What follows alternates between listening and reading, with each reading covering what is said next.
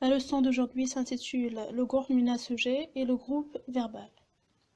Dans un premier temps, il faut savoir qu'une phrase est composée de deux parties, le groupe nominal-sujet et le groupe verbal.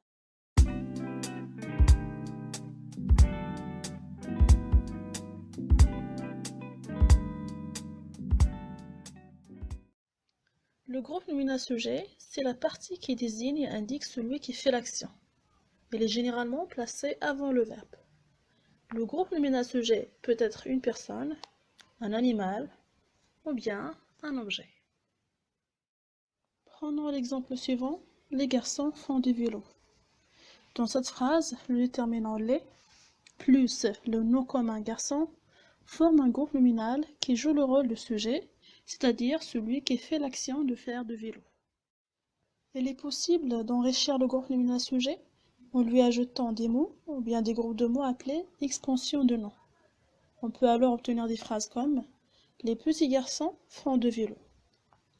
Le groupe nominal sujet dans cette phrase est constitué de trois mots, le déterminant, les, l'adjectif qualificatif petit et le nom commun garçon.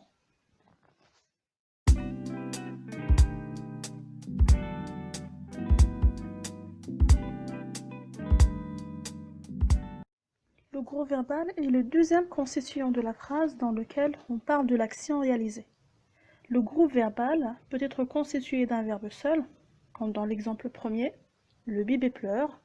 Ici, le groupe verbal est formé seulement d'un verbe, à savoir le verbe pleurer, ou bien d'un verbe accompagné d'autres mots, comme le montre le deuxième exemple, le jardinier arrose des plantes. Ici, le groupe verbal est constitué de verbe arroser, plus le complément d'objet direct, les plantes.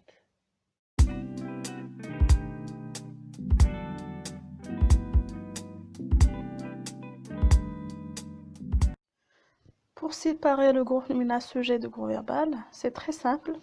Il faut d'abord chercher le verbe conjugué dans la phrase. La partie placée avant le verbe, c'est le groupe nominal sujet, alors que le verbe plus tous les compléments qui puissent l'accompagner, ça constitue le groupe verbal. Appliquons cela sur la phrase suivante, le papa lit le journal. Le verbe conjugué dans cette phrase, c'est lit, le verbe lire, conjugué au présent de l'indicatif. Le groupe placé avant le verbe lire, c'est le papa, donc c'est le groupe nominal sujet dans cette phrase. Le groupe verbal alors, c'est le verbe lire, plus le complément d'objet direct, le journal. Une autre façon pour repérer les groupes de la phrase consiste à l'emploi des mots « c'est » avant le sujet et « qui » avant le groupe verbal.